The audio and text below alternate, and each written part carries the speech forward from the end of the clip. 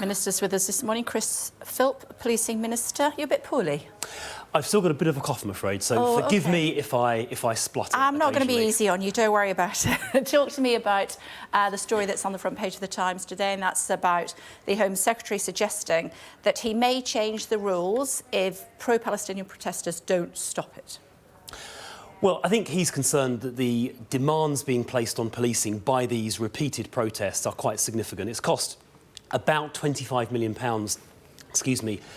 so far. It's a big drain on resources. It's stopping police, obviously, looking after the communities where they would otherwise be deployed on a Saturday. There have been quite a lot of these protests now, and I think he was saying, look, they've kind of made their point. Of course, they have the right to protest. If they want to protest, they can. We're a free country. But he is saying it's putting big demands on policing, and I think he's just asking them to just think about whether they really need to carry on with quite such frequency. So it's cost something like £20-odd million to the week before Christmas. I'm sure that will increase still further when the next calculations are made. What are you going to do if they don't stop protesting? Well, look, we are a free country and people have the right to protest, so we'll continue to police those protests. Where people cross the line and, for example, incite racial hatred or commit public order offences, then arrests will be made. About 600 arrests have been made so far, because protests must be within the law. But we are a free country, and the right to protest and the right to free speech are fundamental. Suggestions that you could extend the amount of notice that needs to be given before a protest is held. Is that something you're exploring? I think we're keeping all the options under consideration. Obviously, the more notice the police have, the easier it is to plan in terms of things like overtime and shifts and that kind of thing. But, just to be clear, we do obviously uphold fully the right to free speech and the right to protest. We are a free democratic country. Understood, but are you considering, as is suggested, that you will extend the notice period that needs to be given? I think the Home Secretary is giving that some thought, and it's been kept under review. We are in the process of making some changes to the law, actually, at the moment, via the Criminal Justice Bill. For example, making it easier for police to say you can't wear face coverings in a certain area for a certain time, because that makes it hard to identify people who are committing offences, and it creates a rather intimidating atmosphere. We're also legislating to say you can't carry fireworks and flares. We're also legislating to say you can't climb on certain important war memorials, which some people have done. That's very disrespectful. And we're tightening up the laws around some defences which some people have used around things like criminal damage and obstructing the highway, which is making it easier to prosecute those offences. So there are quite a few legal changes around these protests that are in train already. So what sort of lead-in period might be appropriate for someone to want to carry out a march, if it's not 6 days? Well, for very, very large protests, where we're talking about tens of thousands or possibly even hundreds of thousands of people, it may make planning for the police easier if it's more like a couple of weeks. But that's just something the Home Secretary is thinking about. Certainly nothing's been decided.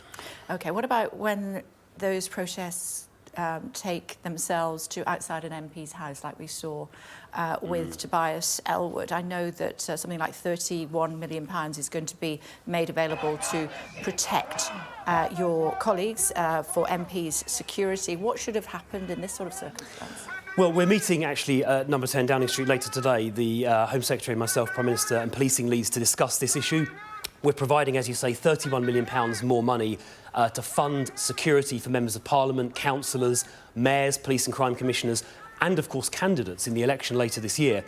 In relation to MPs' houses, the view we take is that that is not acceptable. No public representative, whether it's an MP, councillor or anyone, should have people outside their home address. You don't need to go to someone's house to protest. In the example you gave, I spoke to Tobias Ellwood about this actually last night in Parliament, and he was actually prevented from going back to his own house with his children by essentially a mob. That is not protest. That is an attempt at intimidation. The police didn't intervene. And we've had, and that's the sort of, we're going to be discussing that later on today. There are powers under, I think it's section 42 of the 2001 Act, which can be used. There are powers under the Public Order Act as well. So police should have intervened. Well, look, I mean, we don't normally second guess operational decisions, but I think one of the points we're going to be discussing later on today is that, as a matter of principle, using the powers I just mentioned, Public Order powers, section 42 of the 2001 Act, public representatives private homes should not be subject to intimidatory protest activity at all.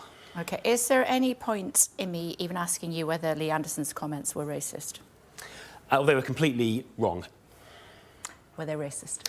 They were completely wrong. I think he should apologise, which he hasn't done yet, because the way he characterised Sadiq Khan was unfair and inaccurate. I think public figures should seek to unite rather than divide communities. There is a lot to attack Sadiq Khan about. Right, his terrible record on crime being one thing. Knife crime's gone up in London. It's gone down in the rest of the country. His record on transport is terrible. The ULEZ is terrible. But what Lee Anderson said about him, I don't think was accurate, fair or appropriate. Why is it that number 10 Downing Street doesn't want anybody representing them to come on television and say that his comments were racist?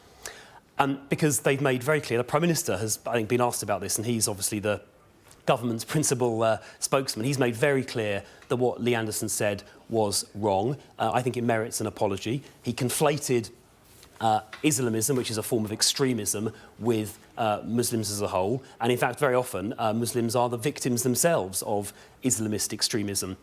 And he's withdrawn, and critically, the Prime Minister withdrew the whip, right? He withdrew the whip almost immediately. That is a contrast to the dithering which we saw from Keir Starmer when he had that incident in Rochdale, when it took him days and days and days. He's not withdrawn the whip from Liz Truss, though.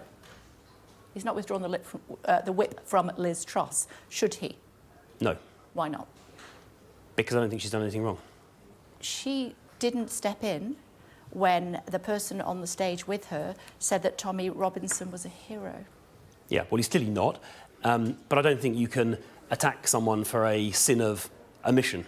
And we don't know what the circumstances of that were. She also criticised the Conservative Party and supported other parties, which is also against the rules.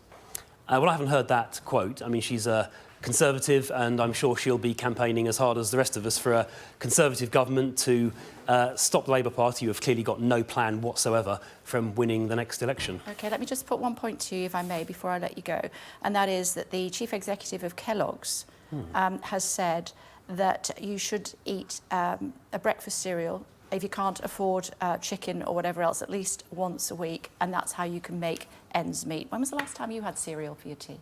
For my tea? Yeah. Well, I do sometimes. Maybe you call it supper. Well, no, I don't call it supper. I'm not posh. I did last week have a sort of emergency bowl of muesli in the evening because I was a bit hungry and didn't have time to make anything else. But that's not quite the same as Kellogg's cornflakes, is it? No, it's not. It's good to see you, Minister. Thank you very much indeed for joining us.